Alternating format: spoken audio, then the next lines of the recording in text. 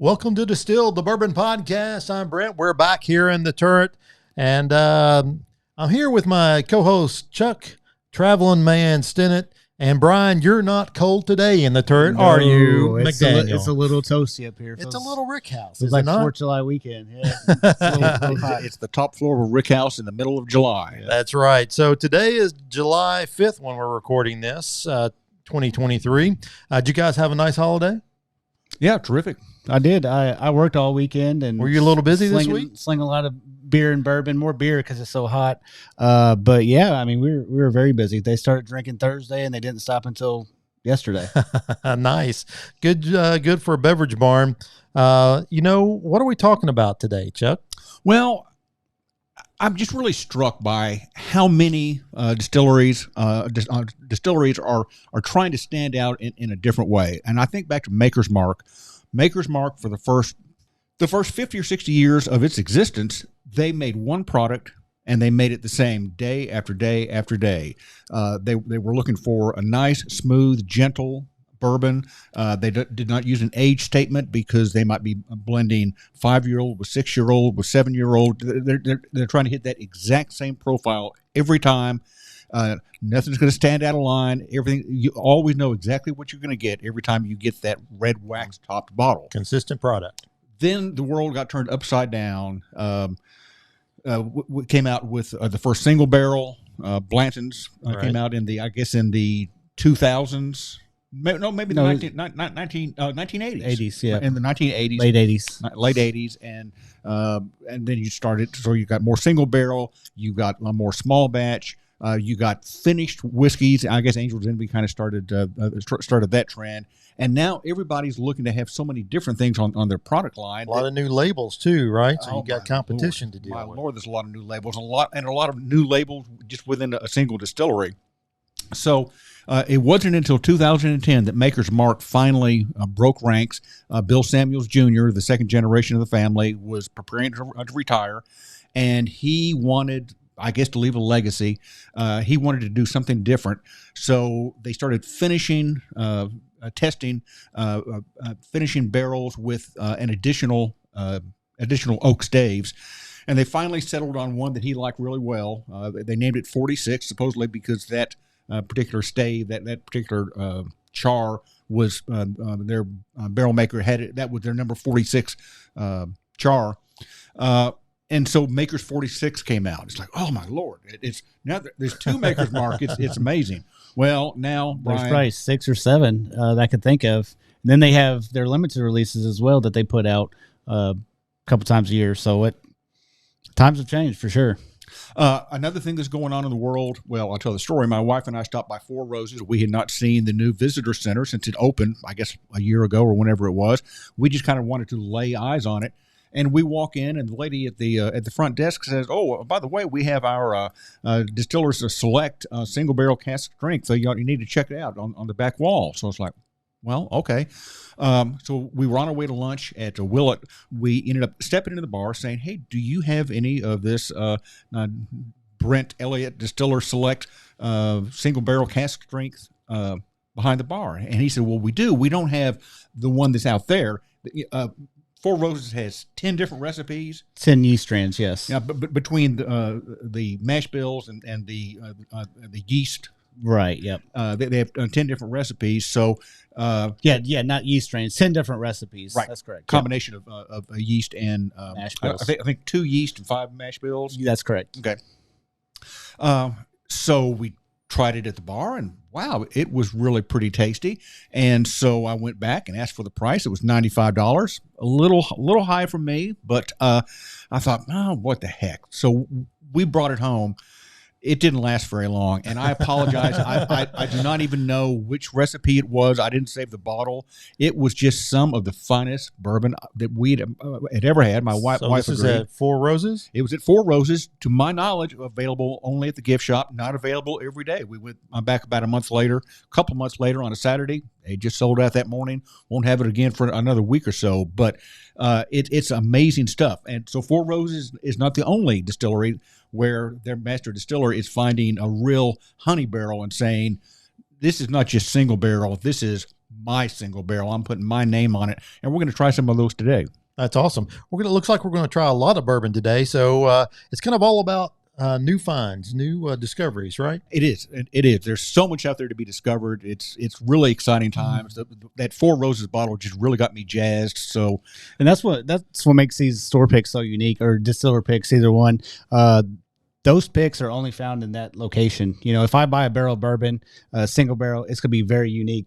Right. To that store. So we have a few of the Beverage Barn picks here, and I encourage you, whether you're in Kentucky or wherever you are, to go to your local liquor store and find a single barrel pick, because that's very unique to that specific store, and it's, you know, something you won't find anywhere else. Yeah, and you know, we're doing this for you. We're going to drink all these bourbon for you today, so that you'll have the information. No, we're drinking it for us, but we're glad to have you along, and we're going to remind you to hit that subscribe button. And follow us on Facebook.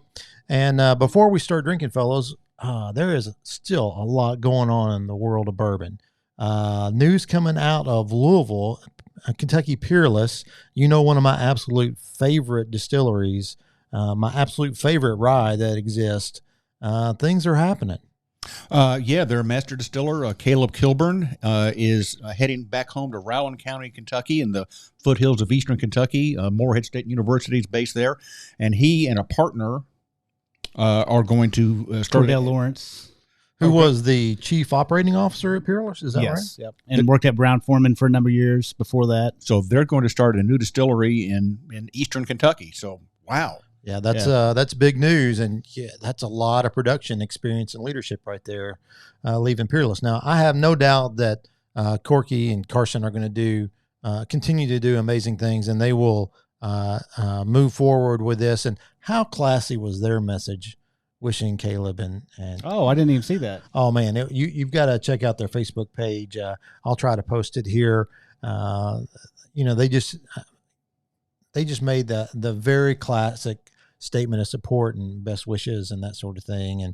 And they just know how to do bourbon right. It was just in their blood, and they're bourbon guys from the very beginning. Yeah. And I'm sure, you know, with all the movement in the bourbon industry, master distillers moving around and so forth, getting in consulting, I'm sure they knew with the caliber of people that they had as master distiller and COO that before long, it was probably going to happen. It's going to happen. Yeah. Absolutely. Well, what else is going on in the world? Well, Marianne Eves, who at one time was, I believe, the master taster at Woodford Reserve, and then became the master distiller at Castle and Key, just down the road from Woodford Reserve.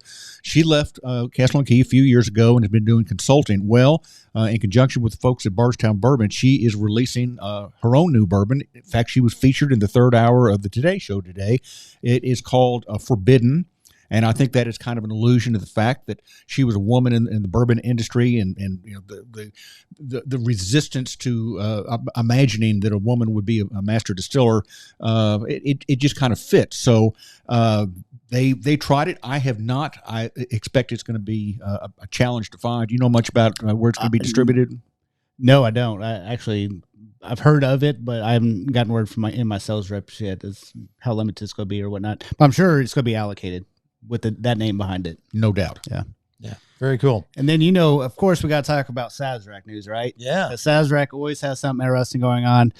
Probably the most sought after brands in the bourbon market. Well, they announced just recently that Daniel Weller, at the price point of $4.99 MSRP, will be hitting the shelves this month. Oh boy! So I'm sure $4.99. That's not only bad. $499. Oh, which really surprised me, because normally Sazerac, you know, most of their stuff is under $100. They're going to sell out of every bottle. They will. Yep. Wow. Okay, so and I've said it before. It's a weeder, isn't it? It's a weeder. Yep. Weller. I'm not a fan anymore. I used to be. I guess my tastes have changed. My tastes have changed. I used to love wheated bourbons, and now I'm into spicy ryes and higher proof bourbons. Very interesting. Very interesting. Well, all right. Should we drink a little bit of bourbon today? I think we should. Sure. Okay, sounds good. Oh, one more piece of news before we move on. Green River is releasing their single barrels coming out. So I think they're in pre-order status right now. So they released for Romp. They released their first distillery release. It sold out within 2 hours, I believe. They were gone. Sure. And now there's select retailers that are getting single barrel picks. We got one coming. It should be in next week or so. I know there's several other liquor stores in this local area that's getting some as well. You got my phone number. I do. You'll be getting a text as soon as I hit the shelves. I'll give you some money today. By the way, just so you know, Romp is a big outdoor bluegrass festival that takes place across 4 days, I believe, in Owensboro. We went for the first time this year. We had some friends who were camping out there, and good time. It was a good time. Awesome. Ricky Skaggs was playing at one of the headliners on a Friday evening. So cool stuff. Very cool. Also cool is Casey Jones Distillery. I happened to go down there, spent the holiday at the lake as we tend to do, and they had a new special release coming out, and that's going to be the first bottle we're going to try today. And I thought, well, that's interesting. If it's a master distiller special release, that's going to be pretty good. Knowing what AJ and Cody and those guys are doing down there, and I had a chance to talk to Cody, and he said, "Man, this barrel." We were looking. I think they were looking for barrels to make small batch with. Is that right, Chuck? I think they were. That's their story. They were batching, and they ran across a particular barrel, and AJ, I guess, said, "Wow, this cannot be blended with anything else. This is going to be his master distiller select." Yeah. So they made this special release, and here it is. Let's see what we think about it. So, I'm expecting it to have kind of a sweet finish. So we'll see if that happens or not. So this is not a bourbon. This is a whiskey. It's basically aged moonshine. I expect that this is aged in used bourbon barrels.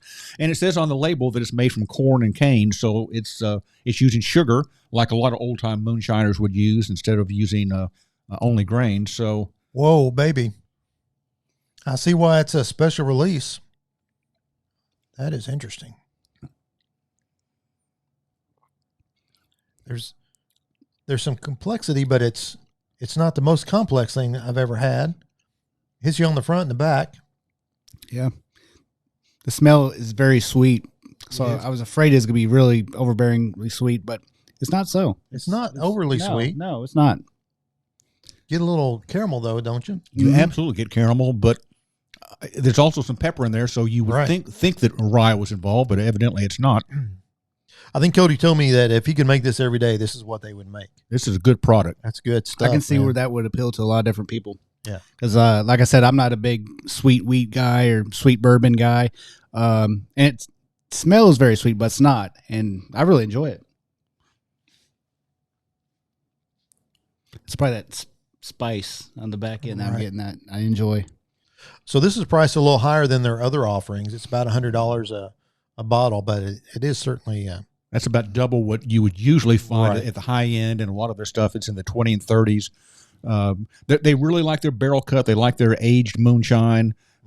Again, not a bourbon. It's a whiskey, but AJ is not afraid to pursue that. Of course, they do have bourbons, and they have wheated bourbons just for you, Brian. That's right. And they have some excellent bourbons, but they really enjoy their wheated and their rye is just amazing. It is.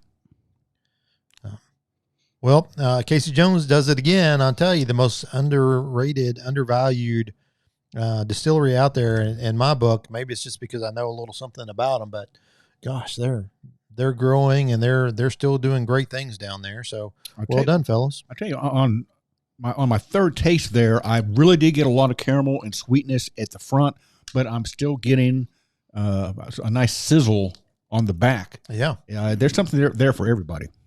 I agree, 100%. All right, Chuck. So I think you brought the makers. What do we have here? I did. This is actually a Beverage Barn store pick. I went over there for one of their free tastings of store picks, and there was makers. Again, as I was saying earlier, makers is trying to stand out a little bit differently. You know, I am not going to yuck makers ever. I'm in their ambassador program, and got my name on a label, and it's a beautiful campus, and it's sometimes you just have to remember this is really good whiskey. It's so different from the old makers is so different from what's out there today that you just have to kind of step back and say, what am I tasting here? And you can really enjoy it. But again, they've upped their game. Instead of the normal 90 proof, this is 110 proof, I believe. Were you on this store pick? I wasn't on this pick. This is one of the few that I couldn't make it to, so unfortunately, because I love going to Makers. I love, the grounds there and the hospitality there. But yeah, talk a little bit about the staves. Yeah, so the original Makers 46, I think that was finished with putting 10 toasted French oak staves into a barrel for, I don't know, was it maybe 6 months or so, Brian? Yes. This one it's called the stave profile is called BCA 10.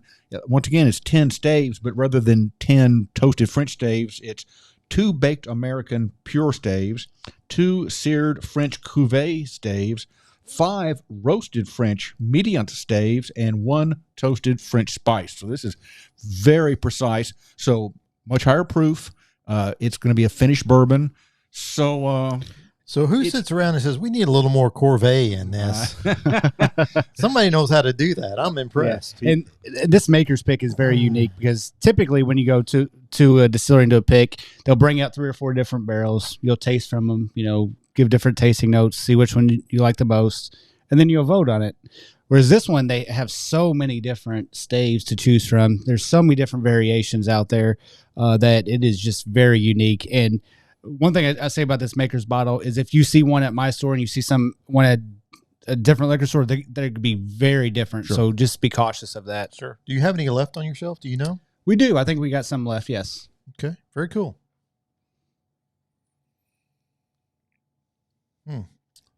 Maybe I'm nose blind, but I don't get a lot. Like I said, I wasn't on this pick. So if you love it, great. If you hate it, I wasn't on the pick. So I like it. Yeah. I do like it. That's great. I drank Maker's Mark as my go-to for a long time. Oh, sure. Back in the day. Who didn't? I mean, in college days, if you had the red wax, that was something special. That used to be the primo. Yeah. I love their old advertising slogan. It tastes expensive. Yeah. And it is. Reminds me of a college football Saturday every time I drink it. This is not your daddy's Maker's Mark. No, it is not. This is a much more muscular Maker's Mark. Obviously, the higher proof, and it is more complex.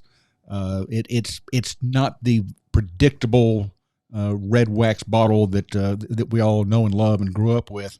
This is Maker's Mark that's designed to stand out and play with some of the other big boys. Right. Yeah, and a lot of these single barrels or full proofs, distiller picks, whatever you want to call them. They're higher proof, so you're going to get very unique taste qualities as opposed to like a regular Maker's 90 proof where it's consistent every single time. You're going to hate me for saying this, and I apologize for making this faux pas, but I would love to try a Manhattan made out of this. Oh, sure. Yeah. I think that would be a great drink.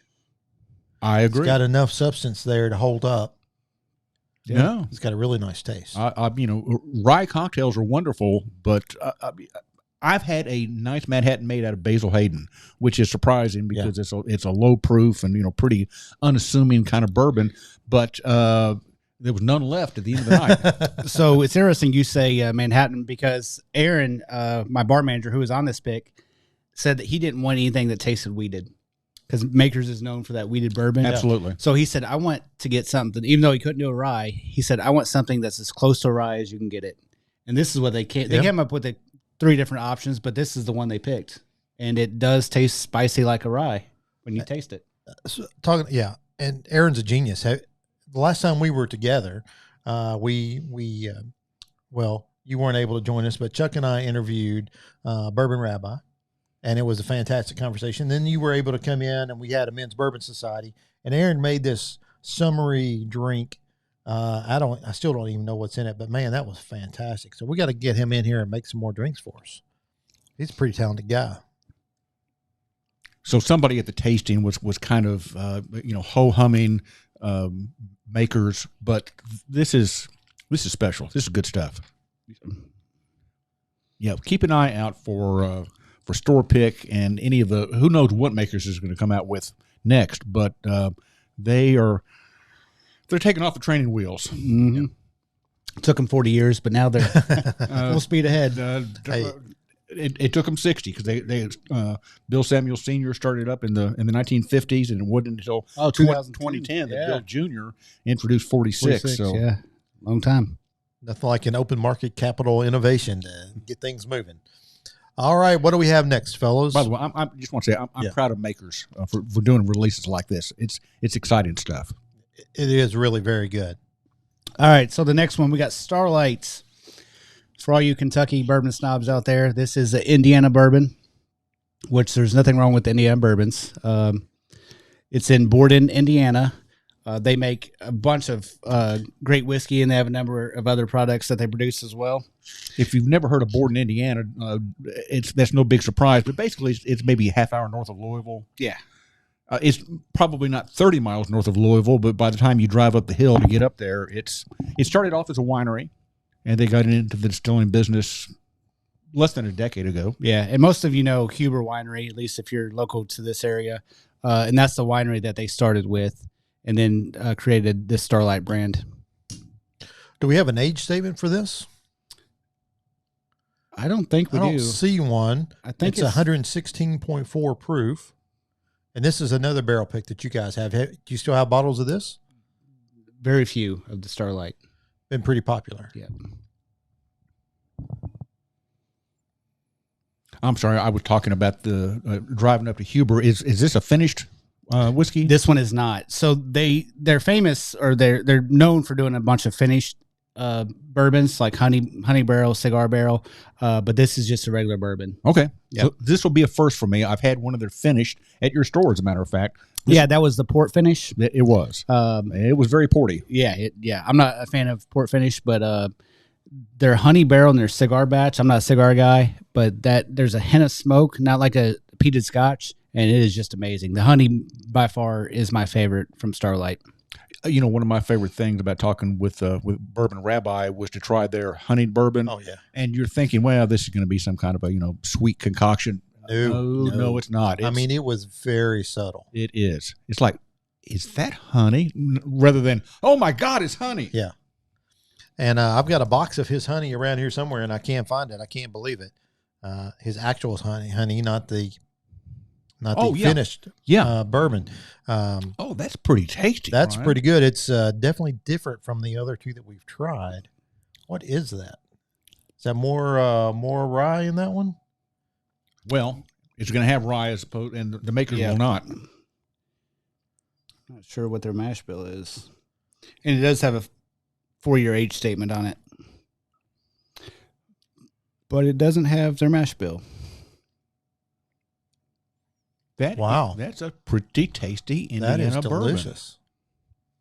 I'm pleased. I'm impressed. I've liked some of their wines before. I don't get any sweet on that. Do you? Not at all. No, but it's delicious. That would be a good cocktail. It would. Bourbon. Absolutely. And if you're ever in the greater Louisville area, Huber's a fun place to go to, especially in the fall. It's a pretty big campus. In the fall, they have pumpkins and they play up the Halloween theme and so forth like that. They have a cafe on the grounds, way up high on kind of the peak of a plateau. A fun place, fairly family friendly. In fact, a lot of people go up there and never even taste any of the wine or the spirits. But it's a fun experience. If you're within half a day's drive, it's worth going there.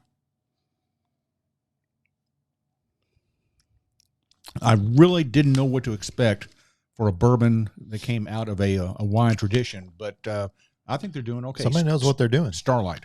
Yeah. Very cool. Yeah. All right, so we're going to move on to our next one. What do we have here, fellas? The next bottle we have is Ezra Brooks, which is Luxco in Bardstown, Kentucky. So they recently got bought out by MGP. And the biggest reason, in my opinion, this is just me speaking, the reason I think they bought them out is because everybody, when they look at the back of a label, if it says distilled in Indiana, they know it's MGP, right? Well, now all the distillate from Kentucky, from Lux Row, can say distilled in Kentucky. So there'll be some confusion there with where exactly that bourbon's coming from. And Lux Row was already a contract distiller. Also, they have their proprietary products, but they also will distill for correct. Will source for other people. Right. So it fit the MGP model. Oh, definitely. So I have high hopes for this. I've not had a good history with Ezra Brooks. It's not been one of my favorite labels,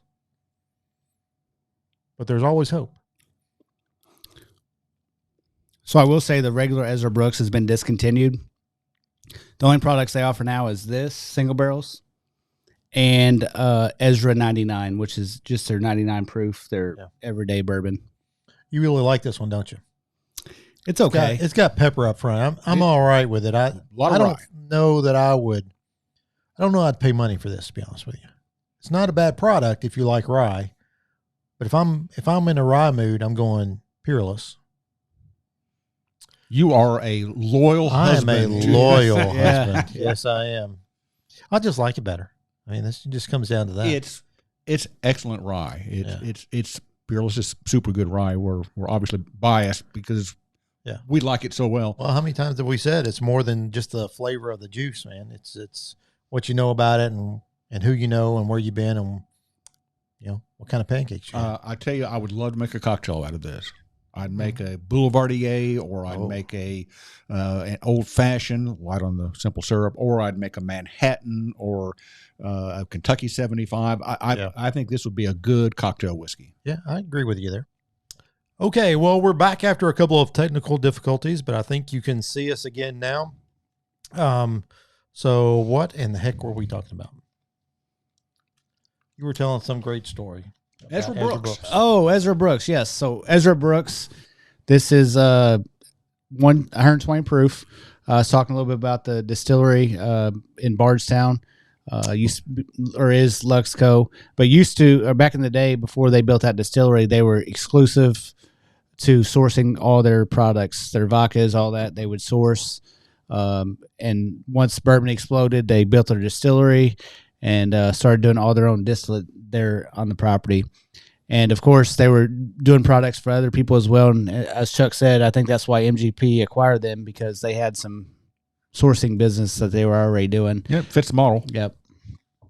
All right, so what do we have next here, fellas? Well, this was really a surprise. I went to Brian's store to see some of the store pick tastings, and here was Hard Truth, which is a real up-and-comer out of Indiana, out of Nashville, Indiana, in Brown County, I believe. Very scenic area, very cool campus. Brian, you've been there. I've been wanting to get up to Hard Truth.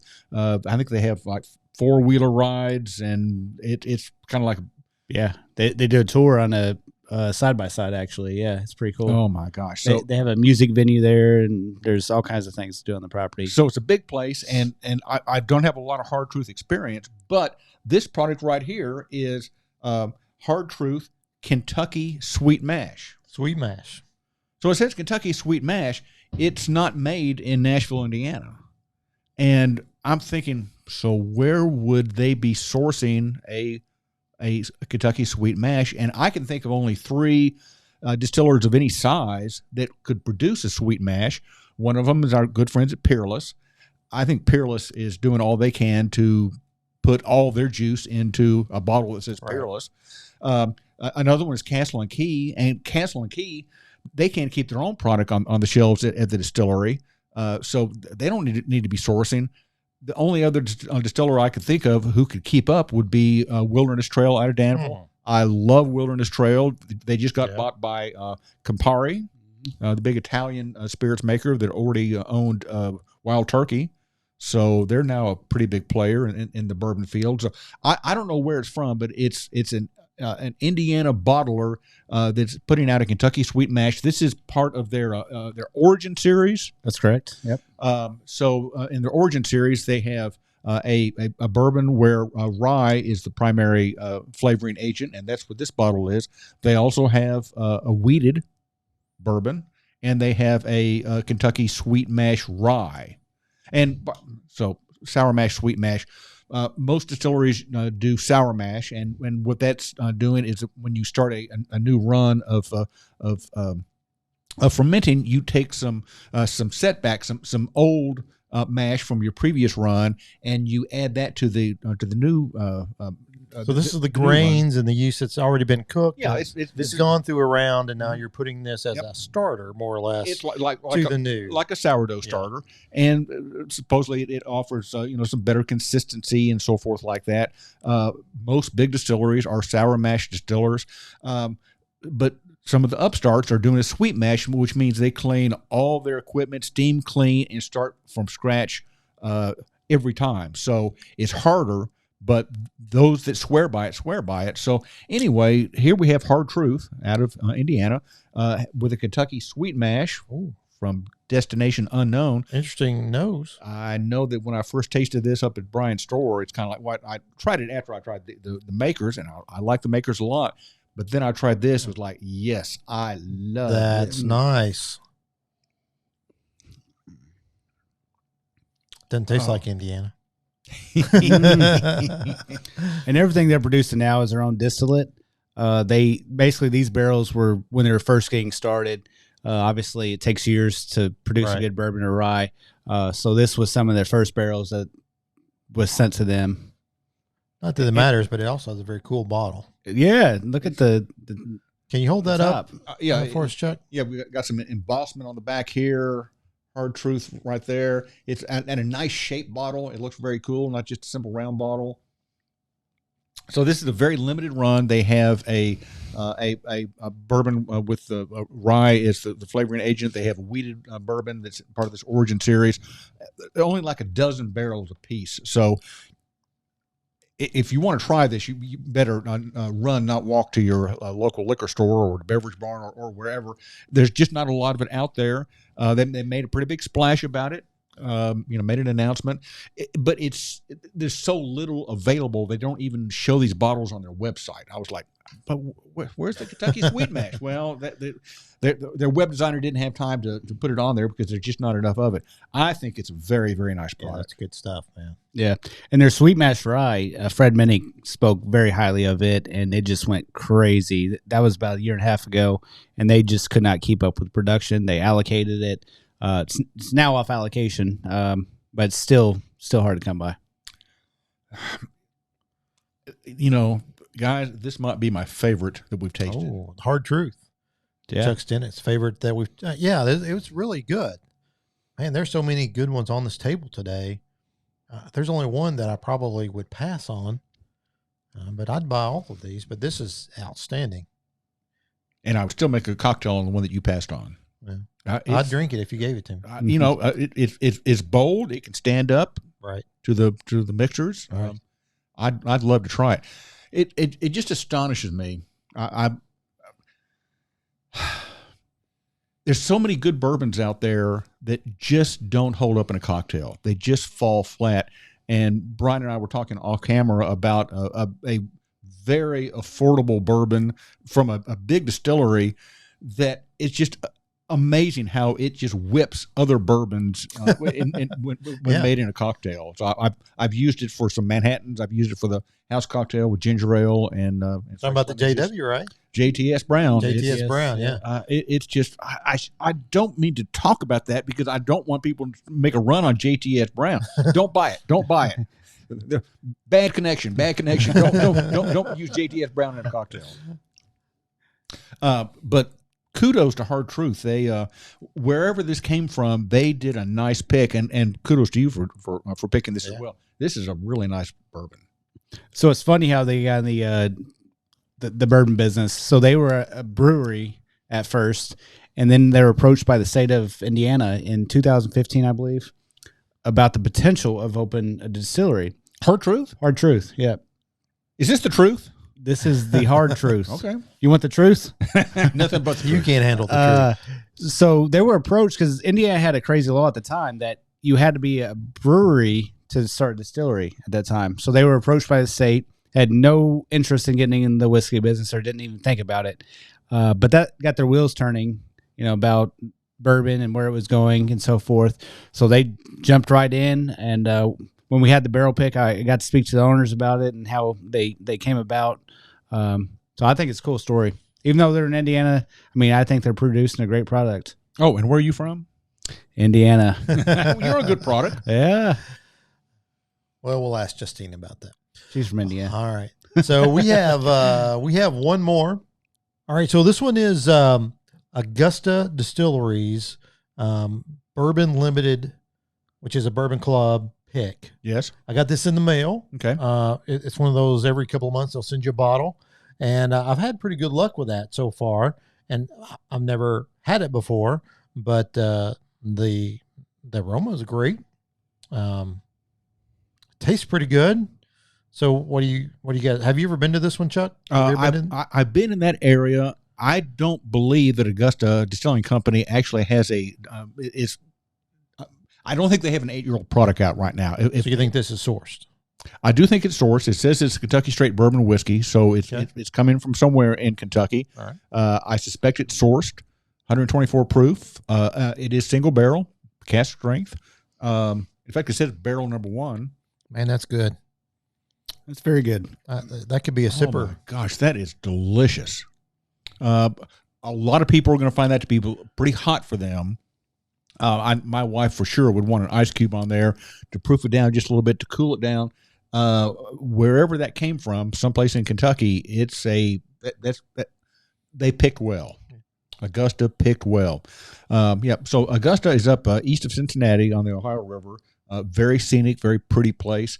A lot of the early whiskey that came out of Kentucky, out of the bluegrass, went up to the Ohio River originally. So Augusta has a long history. Augusta, Kentucky has a long history of bourbon passing through that area, Augusta and Maysville and so forth like that.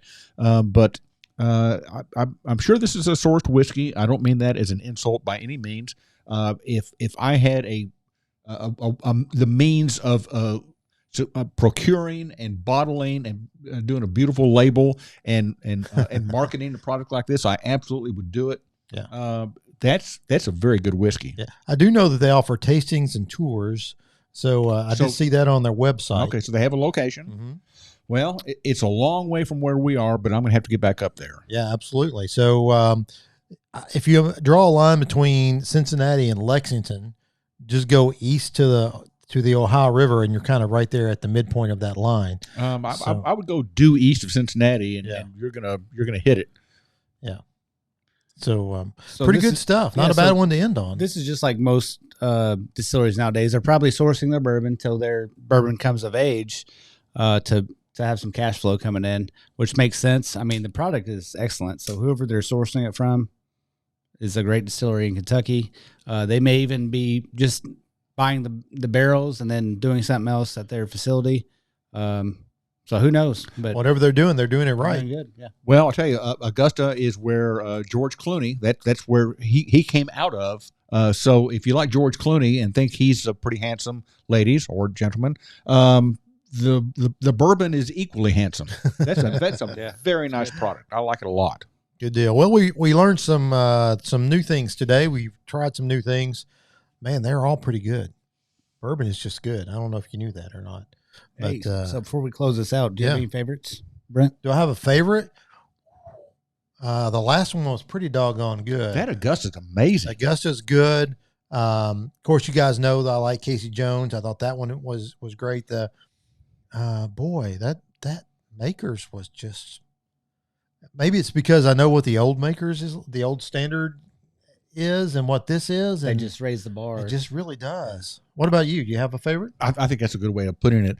I love that Makers. It's terrific. Casey Jones, obviously, we're big fans. But that Hard Truth Kentucky sourced whiskey and this Augusta sourced whiskey, wow, that's good stuff. I like it a lot. Wow. That's all I can say, because I agree. Those last two, I mean, they set themselves apart. Yeah. I think Hard Truth for me is number one, and then Augusta, and then Casey Jones is number 3. Something must be wrong. Brian and I are agreeing. Well, all three of us. Normally it's like you two, and then I'm on an island by myself. So, well, there's a first time for everything.